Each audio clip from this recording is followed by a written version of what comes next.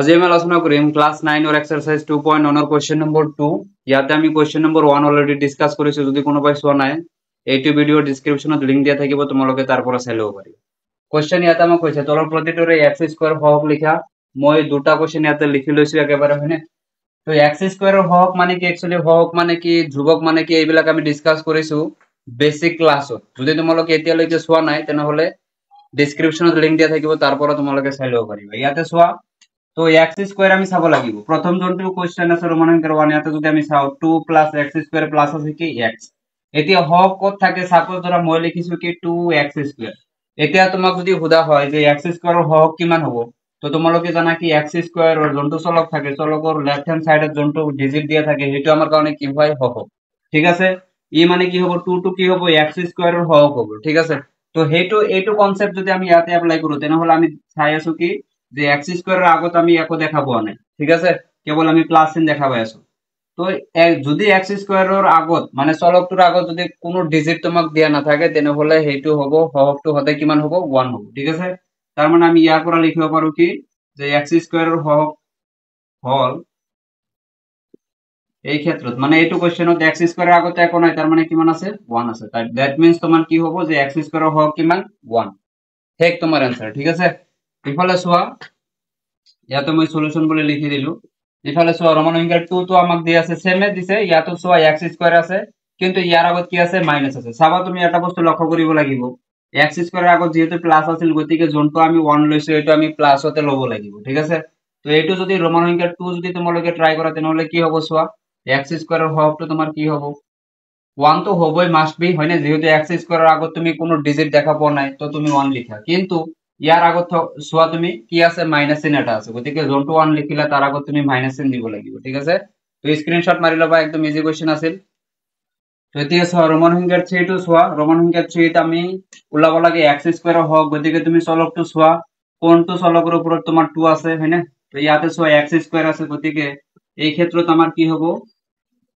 x স্কয়াৰেৰ হকটো কিমান হ'ব চোৱা x স্কয়াৰেৰ হক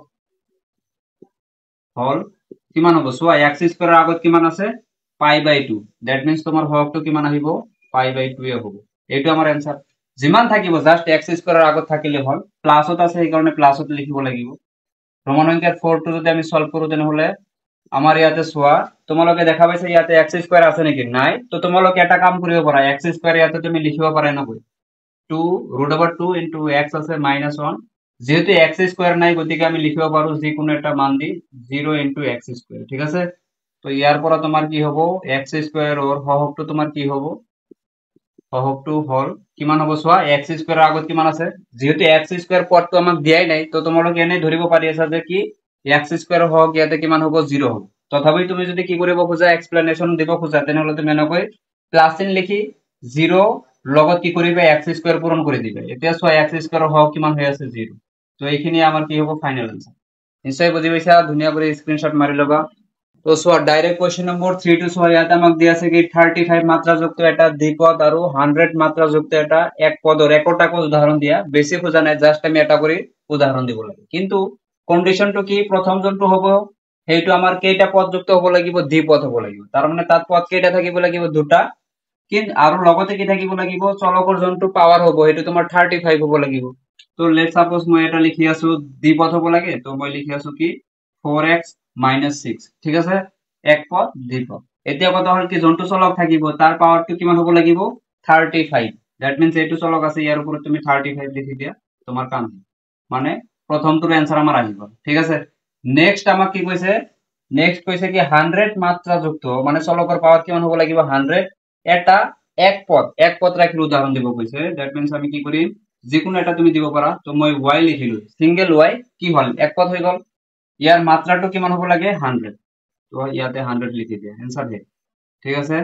তো নিশ্চয় বুজি পাইছা তোমালোকে এটা কাম কৰিবা क्वेश्चन नंबर 3 আৰু কেইটামান উদাহৰণ লিখি নিশ্চয় কমেন্ট সেকশনত মোক দি দিবা ঠিক আছে ভিডিওটো চোৱাৰ কাৰণে থ্যাংক ইউ